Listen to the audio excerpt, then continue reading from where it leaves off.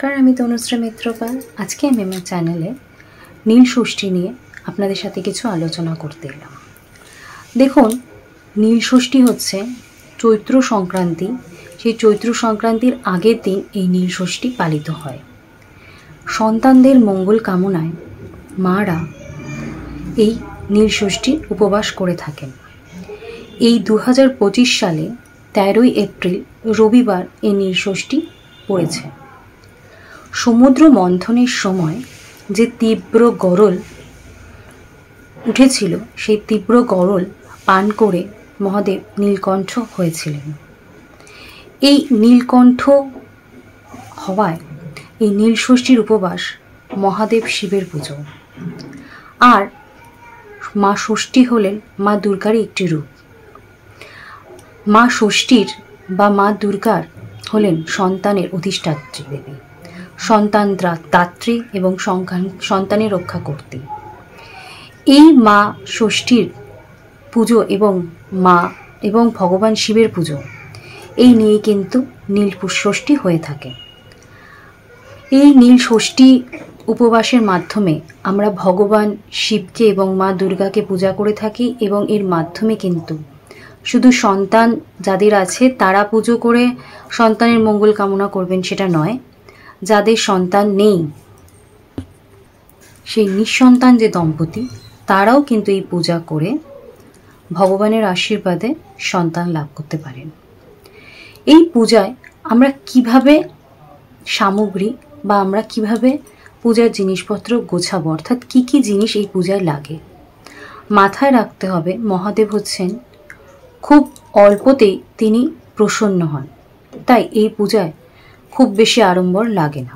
যা লাগে তা হচ্ছে অবশ্য করে গঙ্গা জল লাগবে, বেল পাতা, এখানে 5টা ফল লাগবে, একটা বোটাযুক্ত আম লাগবে, মিষ্টি লাগবে, আর হচ্ছে আপনার আকন্দ, সাদা আকন্দ, আর ধূত্রা লাগবে, আর লাগবে হচ্ছে সাদা এবং নীল অপরাজিতা।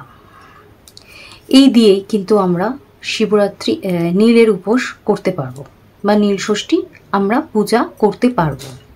এই দিনকে অবশ্য করেই মহামৃত্যুঞ্জয় মন্ত্র, ওম নমঃ শিবায় মন্ত্র এবং গায়ত্রী মন্ত্র আমরা জপ করতে পারি বা আমরা শ্রবণ করতে পারি।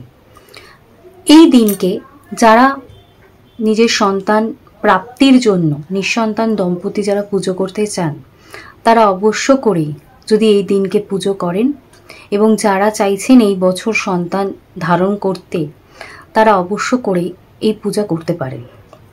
এতে কিন্তু সন্তান প্রাপ্তি হয়।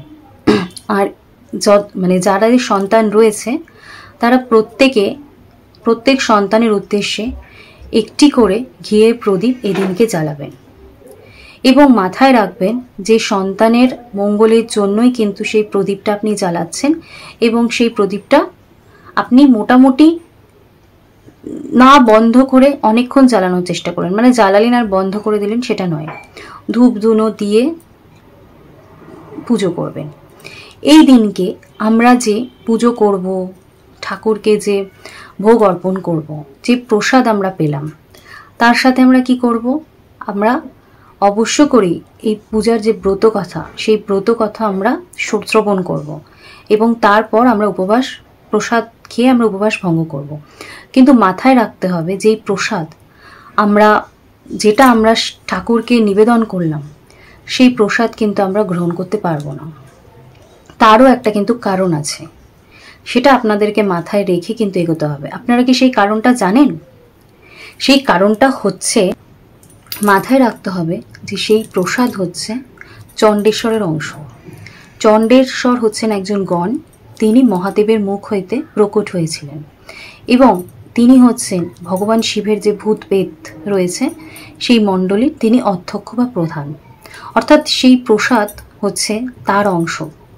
সেখানে যদি আমরা সেই প্রসাদ আমরা গ্রহণ করি, তাহলে তিনি খুব রেগে যান এবং আমাদের কিন্তু তার প্রকোপে পড়তে হতে পারে। তাই অবশ্য করেই মাথায় রাখবেন যে সেই প্রসাদ আমরা গ্রহণ করব না। তবে সেই যে পুজো করলাম, ভগবানকে অর্পণ করলাম, সেই প্রসাদ আমরা কি করব? সেটাও তো একটা প্রশ্ন, কারণ পুজো দিচ্ছি, তার তো একটা জিনিসের ফিনিশিংয়ের ব্যাপার রয়েছে। তো আমরা সেক্ষেত্রে কি করতে পারি? আমরা সেই প্রসাদটা অবশ্য করে গঙ্গার জলে দিতে পারি, বা যারা গরিব দুঃখী তাদেরকে আমরা কিন্তু, বা ব্রাহ্মণকে আমরা কিন্তু সেই প্রসাদ দান করতে পারি। কিন্তু নিজেরা কখনোই সেই প্রসাদ গ্রহণ করব না, এটা আমাদের মাথায় রেখে এগোতে হবে। এবং এটা মাথায় রাখতে হবে যে এই যে পূজা হলো, এরপর আমরা সব পুজোর সমস্ত কিছু কমপ্লিট করার পর যখন ভগবান নন্দীর কাছে পুজো করব, তখন আমাদের যে মনের ইচ্ছা সেটা আমরা অবশ্য করেই নন্দী মহারাজের কানে কানে সেই ইচ্ছেটা আমরা বলবো। এবং মাথায় রাখতে হবে এই যে ইচ্ছেটা আমরা নন্দী মহারাজকে জানালাম, সেটা কিন্তু সরাসরি মহাদেবের কাছে পৌঁছায়, কারণ নন্দী মহারাজ হচ্ছেন মহাদেবের খুব প্রিয়। তাই আমাদের যদি কোনো ইচ্ছে থাকে, যেটা আমরা চাই, যেই উদ্দেশ্যে আমরা মানে নীল পূজা করছি, সেই উদ্দেশ্যটা অবশ্য করে আমাদেরকে নন্দী মহারাজের কানে কানে আমাদের সেটা জানাতে হবে। এবং এতে কিন্তু সেই উদ্দেশ্য খুব দ্রুত দেখা যায়, সেটা কিন্তু অবশ্যই ফলপ্রদ হয়। এবার পূজা আমাদের হয়ে গেল। এবার যারা আমরা রেইকি জানি, তারা আমরা এই দিনটাকে কিভাবে ব্যবহার করব। মাথায় রাখতে হবে, যারা ক্রিস্টাল শিখেছেন, আমাদের ক্লিয়ার কোয়ার্টজ এবং রোজ কোয়ার্টজ দুটো ক্রিস্টাল রয়েছে। এই দুটো ক্রিস্টালকে কিন্তু আমরা শিব এবং শক্তি হিসেবে জেনে থাকি। এই দুটো ক্রিস্টালকে এই দিনকে আমরা চার্জ করব এবং এই দুটো ক্রিস্টালকে আমরা প্রোগ্রামিং করব। অর্থাৎ যারা আমরা রেইকি জানি, তারা আমরা উপবাসের পর যখন আমরা প্রসাদ গ্রহণ করছি, তারপর তার মাঝখানে যে সময় আমরা পাবো, সেদিন অবশ্য করেই আমাদের রেইকি প্র্যাকটিস করতে হবে। রেইকির মাধ্যমে সেদিনকে আমরা যখন কলিং করব, তখন আমরা মহাদেব বা মা পার্বতী বা মা দুর্গার যে এনার্জি, সেটাকে আমরা রিসিভ করব। তার সাথে সাথে আমরা আমাদের যে ক্রিস্টাল রয়েছে, সেই শিব এবং শক্তি অর্থাৎ রোজ কোয়ার্টজ এবং ক্লিয়ার কোয়ার্টজ, এই দুটোকে আমরা চার্জ করব। আমরা কি করব দেখুন, এই দিনটাকে আমরা কিভাবে ব্যবহার করতে পারি। আমরা এই ক্লিয়ার কোয়ার্টজ এবং রোজ কোয়ার্টজকে চার্জ করব, যাতে সারাটা বছর আমরা এই ক্রিস্টালগুলোকে আগে থেকে প্রোগ্রামিং করে রাখবো, যাতে সারাটা বছরের জন্য আমরা প্রোগ্রামিং করে রাখবো। কি প্রোগ্রামিং করতে পারি এক্ষেত্রে?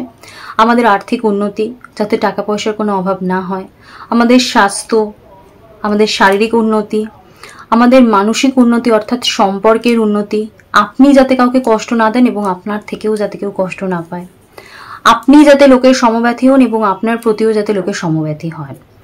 আর কি করতে পারেন? আপনার যদি এই বছর কোনো এমার্জেন্সি কিছু বা হঠাৎ করে কোনো কিছু ব্যাপার থাকে, যে ধরুন কারো সার্জারি হওয়ার ব্যাপার রয়েছে, বা কোনো পরীক্ষা বা কোনো ইন্টারভিউ, বা কোনো রিসেন্টলি কোনো আপনার জবের চেঞ্জের ব্যাপার রয়েছে, সেই সমস্ত কিছুতে আপনি প্রোগ্রামিং করতে পারেন। সে বাচ্চাদের পড়াশোনার ব্যাপারে, তাদের শারীরিক উন্নতি, নিজের শরীর স্বাস্থ্য, পরিবারের অন্যান্য সবার, এগুলো নিয়ে প্রোগ্রামিং করতে পারেন। আর সম্পর্কের সব কিছু ঠিকঠাক, সংসারে অর্থ, মানে সব কিছু যেন একদম যা যা প্রবলেম আছে, সব প্রবলেম যাতে সলভ হয়ে যায়, সেই সমস্ত বিষয় সমস্ত কিছু প্রোগ্রামিং আপনি এই দিনই করে নিতে পারেন। সারা বছরেরটা করে আপনি ক্রিস্টালগুলো চার্জ করে আপনি রেখে দিতে পারেন এবং ডেলি এই প্রোগ্রামিংয়ের ওপর আপনি ডিস্টেন্স করতে পারেন এই ইন্টেনশন দিয়ে। এতেও কিন্তু আপনি এই দিনটাকে রেইকির মাধ্যমেও কিন্তু আপনি এইভাবে ইউটিলাইজ করতে পারেন। কারণ দেখুন, আর যারা ধরুন নেশাগ্রস্ত, নেশার মধ্যে ডুবে গেছেন, সেখান থেকে কেউ বার করতে পারছেন না, এই দিনটা অবশ্য করেই বাড়ির লোক যারা বুঝতে পারছেন যে একে চেঞ্জ করার দরকার আছে, বাড়ির লোক কিন্তু সেই উদ্দেশ্যেও রেইকির ক্রিস্টাল চার্জ করে তাকে মানে ডিস্টেন্স করতে পারেন, তাকে হিলিং করতে পারেন এবং সারা বছর তার এই প্রবলেম যাতে সলভ হয়ে যায়, বা অন্য আরও যদি কোনো প্রবলেম থেকে থাকে, সেই প্রবলেমও আপনি ক্রিস্টালকে প্রোগ্রামিং করে আপনি ডেলি পুরো বছর ধরে আপনি প্রোগ্রামিং করে এই প্রবলেম থেকে কিন্তু ভালো থাকতে পারেন। শিবরাত্রি এবং নীল, এই যে মানে শিবের পুজো, এই শিব ঠাকুর মানে ভগবান শিব হচ্ছেন ক্রিস্টালের মানে চার্জিংয়ের জন্য বা পাওয়ারের জন্য খুব ভালো। তাই অবশ্য করেই যেহেতু নীল ষষ্ঠীর দিন, অবশ্য করে ক্রিস্টালগুলোকে চার্জ দিয়ে নেবেন এবং সারা বছরের প্রোগ্রামিং করে নেবেন, প্র্যাকটিস করে নেবেন। এবং আপনি যদি কোনো ক্রিস্টাল ধারণ করে থাকেন সেই ক্রিস্টালগুলোকে আপনি চার্জ করে নিতে পারেন। এগুলো কিন্তু অবশ্য করেই আমরা মাথায় রেখে এগুলো করব।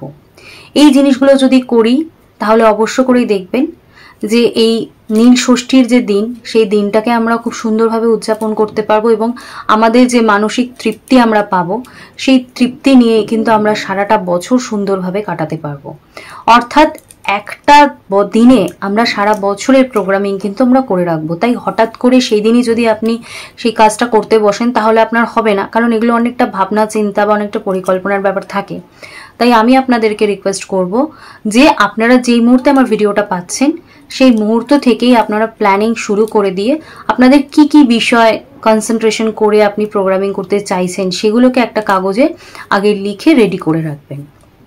তাহলে আপনি যখন সেই দিন সমস্ত কিছু পুজোর ব্যাপার থাকবে, অনেকটা প্রেশার থাকবে, সেগুলো করার পর আপনি সেই কাগজটা দেখে নিয়ে আপনি সুন্দর প্রোগ্রামিংগুলো ক্রিস্টালে করে নিতে পারবেন। তাহলে এইগুলো গুছিয়ে এইভাবে করবেন। আশা করব আপনাদের নীল ষষ্ঠীর দিনটা আপনারা সুন্দরভাবে পূজা করে, সুন্দরভাবে রেইকি প্র্যাকটিস করে, সুন্দরভাবে ক্রিস্টালকে চার্জ করে সারাটা জীবনের জন্য বা সারাটা বছরের জন্য সুন্দরভাবে প্রোগ্রামিং করে নিতে পারবেন। এই উদ্দেশ্য নিয়েই আমি আজকে আমার ভিডিও এখানেই শেষ করছি। আপনাদের সাথে দেখা হচ্ছে আমার নেক্সট ভিডিওয়ে। আপাতত সবাই সুস্থ থাকবেন, ভালো থাকবেন। নমস্কার।